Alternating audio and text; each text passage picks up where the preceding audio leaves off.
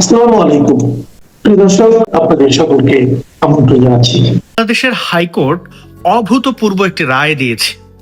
High court বলছে এখন থেকে মুসলিম পুরুষরা দ্বিতীয়, তৃতীয়, চতুর্থ বিয়ে করতে গেলে প্রথম স্ত্রী বা দ্বিতীয় স্ত্রীর কোনো প্রকার অনুমতি নিতে হবে না, কারণ ইসলাম এমন কোনো অনুমতির কথা উল্লেখ করেনি। তাই ইসলামিক আদালত এই রায়টি দিয়েছে।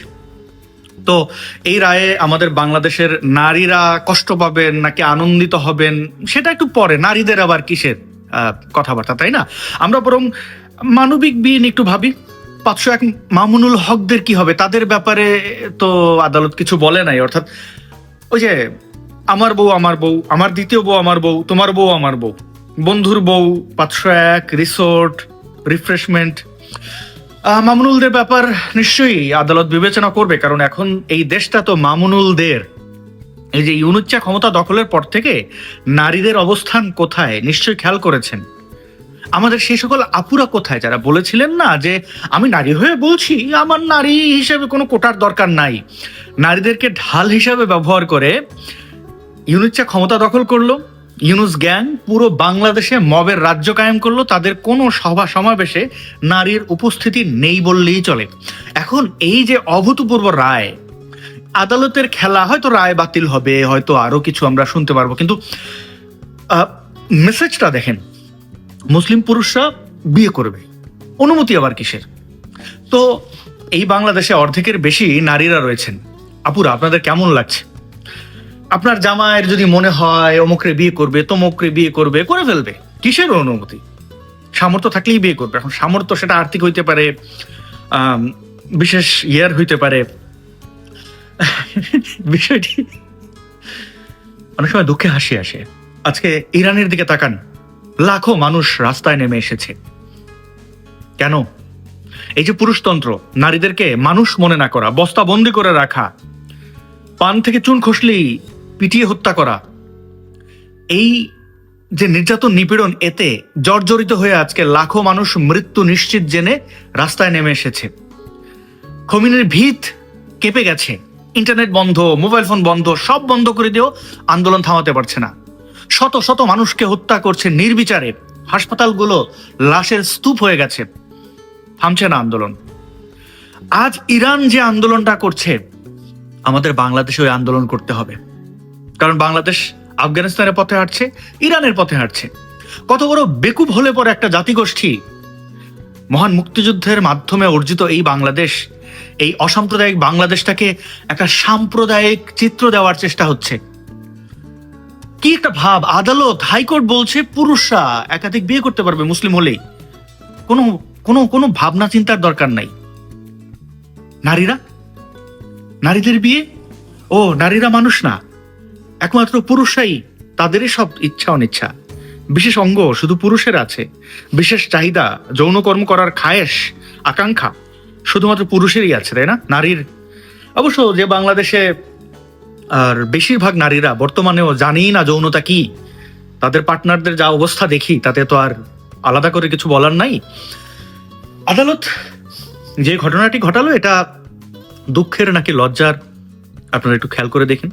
যে সকল আপ্পীরা আন্দোলন করেছিলেন, নতুন স্বপ্ন দেখেছিলেন, স্বপ্ন দেখা ভালো, কিন্তু কাদের কাঁধে চড়ে আপনারা নদী পার হবেন সেটাও তো একটা বিষয়।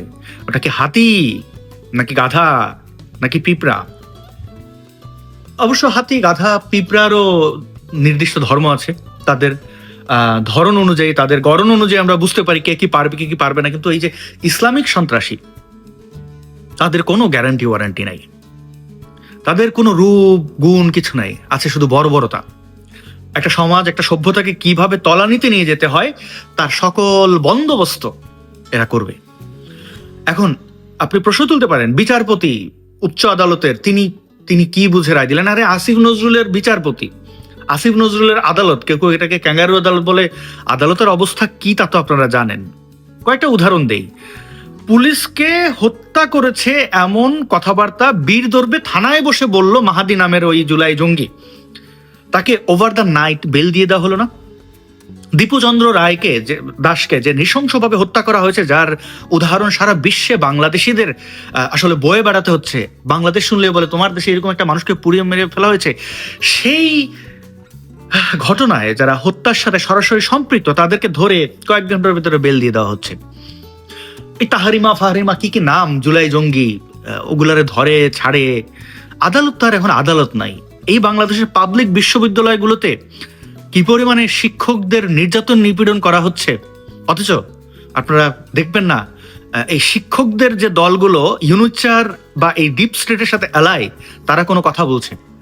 আপনি দেখবেন না এই শিক্ষক নেটওয়ার্কের দালাল ফাহিমুদুল হক থেকে শুরু করে অন্য দালাল যেগুলো আসলে অর্থ খেয়ে বা বিভিন্ন সুযোগ সুবিধায় বা বিভিন্ন ব্যক্তি আক্রোশ থেকে এই জুলাই জঙ্গিদের এখনো চেটে যাচ্ছে, তাদের পক্ষ থেকে শিক্ষকদের উপরে নির্যাতন নিপীড়ন নিয়ে কোনো কথা বলতে তারা বলবে না। তারা আবার যখন এই বাংলাদেশে মাইর খাবে, এই বাংলাদেশে তাদের পিঠে মানে পিলারের সাথে বাইন্দা রাখবে, তখন তাদের মনে পড়বে আরে কত দূর চলে আসলাম। এই দিন না, তুমি আমেরিকায় থাকো, কানাডায় থাকো, ইউরোপে থাকো বা বাংলাদেশে, যে বিষ বাষ্প ছড়াচ্ছ সমাজে, যে বিষ বৃক্ষ তোমরা তৈরি করেছো, সেই বিষ বৃক্ষের নিচে পানি দিয়েছো, তুমি যে নেটওয়ার্কেরও হও না কেন, শাস্তি তোমাকে পেতে হবে। কারমা এই যে বীজ বলে না, আসছে। ইউনিচার বাংলাদেশ কি আমাদের উপহার দিল তা তো আমাদের কাছে স্পষ্ট। আজ এই দেশের বীর পুরুষরা বিয়ে করবে, বিয়ে করবে তো করবে। মানে মনস্তত্ত্বটা ভাবেন, বিয়ে মানে কি ফাইজলামি, একটা কমিটমেন্ট। শুধু বিয়ে কেন, কারোর সাথে প্রেমের চুক্তি হলেও সেটা একটা বৃহৎ কমিটমেন্ট। দুটো মানুষের স্বপ্ন, দুটো মানুষের সংসার, তো আপনি চাইলেই হুট করে ভেঙে দিতে পারেন না। আপনার মনে পড়লো যে আচ্ছা আমার ভাল লাগে না, আমার তারে এখন ভাল লাগে, তো এই ভাল লাগার কথা আগে কোথায় আসলো, মানে ছিল কোথায়? আপনি রহিমারে বিয়ে করে আপনি পরে বললেন যে না আমার করিমারে ভাল লাগে, তো রহিমারে বিয়ে করছেন কেন? সংসার, একত্রে স্বপ্ন গাথা, এগুলো কোনো মানে কোনো ফাজলামি না। তাও মানুষ প্রতারিত হলে, যেহেতু বিয়ে একটি লিখিত চুক্তি, সামাজিক চুক্তি, এর মধ্যে কেউ যদি সেই চুক্তি ভঙ্গ করে তাহলে আদালতের কাছে যাওয়ার সুযোগ ছিল। এখন আদালত বলে দিচ্ছে এই দেশ পুরুষের দেশ, এই দেশ মুসলমান পুরুষের দেশ, পুরুষের দেশ বললে ভুল হবে, মুসলমান পুরুষের দেশ, এই দেশে মুসলমান পুরুষরা যা খুশি তাই করবে। আবার হিন্দুদের বেলায় দেখেন নারীরা পৈতৃক কোনো সম্পত্তি পায় না, স্বামীর সম্পত্তি সেভাবে পায় না, কারণ বলা হচ্ছে তুমি পুরুষের আসলে ফার্নিচার, পুরুষের বাড়িতে থাকবে, বড় হয়েছে পুরুষের বাড়িতে, মরবে পুরুষের বাড়িতে, তোমার নিজস্বতা বলে কিছু নাই, সম্পত্তি হবে না। এটা আসলে আমাদের এই বাংলাদেশি নারী পুরুষ, হিন্দু বলেন মুসলিম বলেন, এদের আসলে বিবেক বিবেচনা নিয়ে আমার আর তেমন কিছুই বলার নাই। আমার মনে আছে হিন্দু নারীদের সম অধিকার নিয়ে যারা লড়ছিলেন হিন্দু ধর্মাবলম্বীদের মধ্যে থেকে, তাদের বিরুদ্ধে ছিল এই গোবিন্দ প্রামাণিকদের মতো দালাল, এবং এই গোবিন্দদের পক্ষে ছিল পুরুষতন্ত্রের কিছু হিন্দু কাওয়ার্ডরা। তোদের লজ্জা করে না? নারীদের মুক্তি দিবি না, আবার উন্নতি। নারীদের বস্তাবন্দি করে রেখে ইসলামিস্টদের কি অবস্থা, এই উদাহরণগুলো দেখেন। অখণ্ড ভারত চাই, জিহাদ করব, মুসলমানদের মতো ভাবনা টাবনা। যাই হোক, এটা আসলে ধ্বংসের রূপরেখা আপনারা তৈরি করছেন নিজের হাতে, কোনো সন্দেহ নাই। বাংলাদেশের ভবিষ্যৎ খুব খারাপ।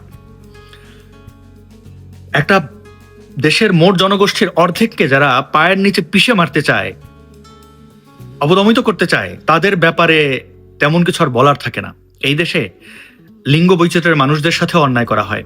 অপরদিকে বয়কট ভারত, দেখলেঙ্গে ভারত, আমরা ভারতের সকল পণ্য বয়কট করব, আমরা আমাদের বিশ্ব নন্দিত সাকিব আল হাসানকে দেশ থেকে বের করে দেবো, তকমা দেবো, রাজনীতি কেন করছে গালাগালি করব, আবার মুস্তাফিজুর রহমানরে কি রে কেন আবার খেলতে দেয় নাই, কান্নাকাটি করবো, ভারত বয়কট বলবো। আরে বেটা, ভারতের কাছ থেকে শেখ। ওই ভারতে লিঙ্গ বৈচিত্র্যের যারা মানুষ রয়েছেন, তোরা তো বেটা বলছো না বলস তৃতীয় লিঙ্গ, ট্রান্স মেন উইমেনদের তৃতীয় লিঙ্গ বলস, আদিবাসীদের ক্ষুদ্র নৃগোষ্ঠী বলস। তাকা ভারতের দিকে, তাদের প্রেসিডেন্ট আদিবাসী। দেখ, সমকামীদের অধিকার ওই দেশে রয়েছে। হক নামের যে সিনেমাটি, সেই যে সাফারিংস 1980 সেই ঐতিহাসিক রায়, সেই বানু বেগম সম্ভবত, আমি একটু নামটা দেখে বলি, এই নামটা না দেখে বলা অন্যায় হয়ে যাবে, যিনি এত সংগ্রাম করেছেন, শাহবানু বেগম, তার যে লড়াইকে কেন্দ্র করে সিনেমাটি হয়েছে হক, সদ্য মুক্তি পেয়েছে। আপনারা দেখতে পারেন সিনেমাটি। আপনারা এই সিনেমাটি থেকে আসলে আমরা যারা কথা বলি এবং সেই কথাগুলোকে আপনারা বিদ্বেষ হিসেবে অনেকে দেখেন, মনে করেন যে আমরা আসলে এই জাতি বা এই গোষ্ঠীর খারাপ চাই, তাদেরকে দেখতে পারি না। আসলে আমরা কি চাই হক সিনেমাটা দেখলে বুঝতে পারবেন। এই যে আমার মুসলিম বোনেরা, মায়েরা, হ্যাঁ, তাদের যারা স্বামী রয়েছে এবং যারা লুচ্চা বদমাস মামুনুলদের মতো, তো তাদের হাত থেকে বাঁচার আর উপায় কি রইল? আগে তো একটু লামসাম দিয়ে কোনোভাবে আটকানো যেত সালিশি বিচার। এখন ওই নারীদের মুক্তি দিয়ে বা মুক্তি তারা পেলে, তাদের অধিকার ফিরে পেলে আমার কি লাভ, আমাদের কি লাভ? আমরা নিপীড়িত মানুষের অধিকার নিয়ে কথা বলি। শক্তের ভক্ত হওয়া খুব সহজ, ক্ষমতাবানদের দালালি করা খুব সহজ। যারা নিপীড়িত, অধিকারহীন, সেই মানুষগুলোর জন্য কথা বলার জন্য গার্ডস লাগে, অনেক কিছু হারাতে হয়। খুবই আনন্দিত হব যাদের জন্য কথা বলি, যাদের অধিকার নিয়ে কথা বলি, তারা যদি বুঝতে পারেন এই দেশের নারীরা যেদিন জাগ্রত হবে, তখন এই বদমাশগুলো, খমিনের মতো এই মোল্লা বঙ্গোপসাগরে গিয়ে পড়বে। নারী শক্তিকে যারা অবজ্ঞা করেছে, মানে নারী শক্তি আবার বদনারী না, তো আমরা এগিয়ে ঠিকই যাব, কিন্তু সেই এগিয়ে যাওয়ার জন্য কতটা পিছিয়ে আমাদের যেতে হবে সেটা সময়ের অপেক্ষা।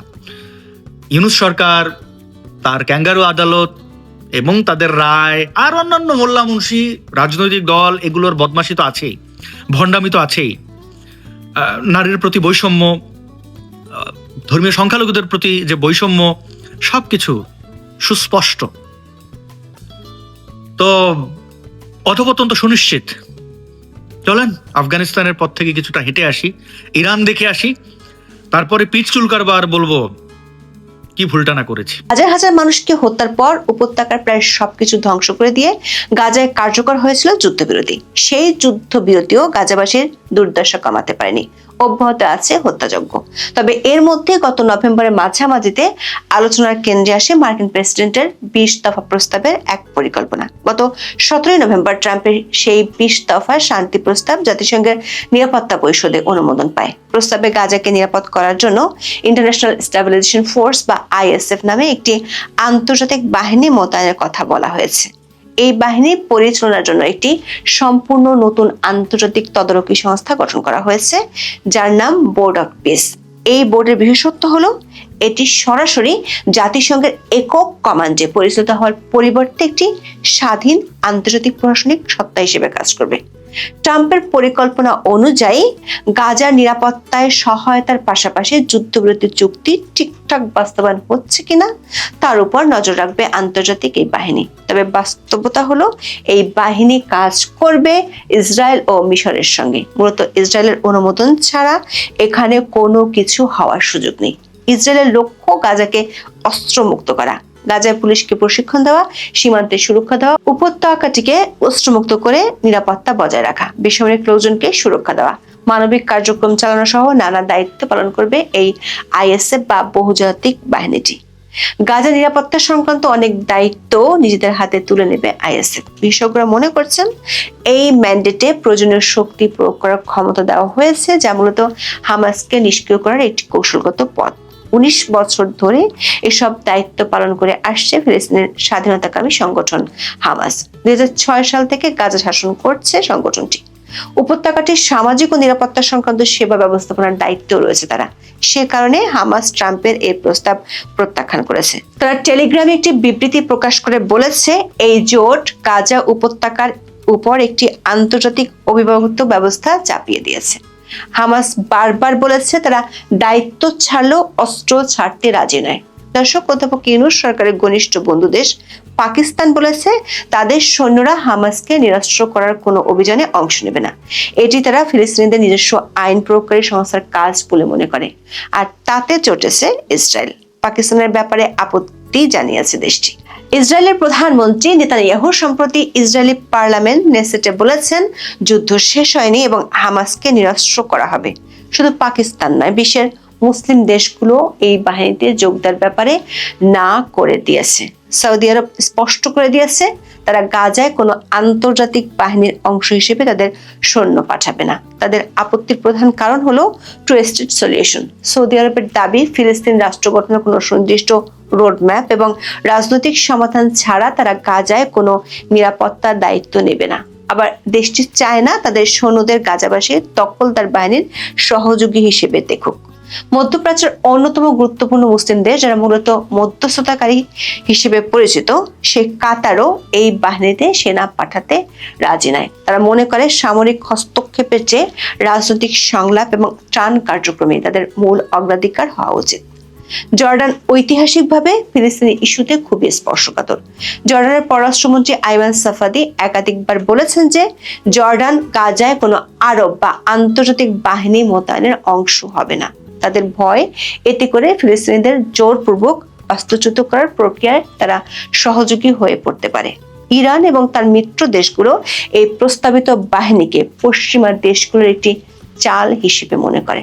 অন্যদিকে ইসরায়েলের প্রধানমন্ত্রী বেঞ্জামিন নেতানিয়াহু এবং পররাষ্ট্রমন্ত্রী গিদিয়ন স্যার বলেছেন তারা গাজার মাটিতে তুর্কি সেনাদের উপস্থিতি কোনোভাবেই মেনে নেবেন না।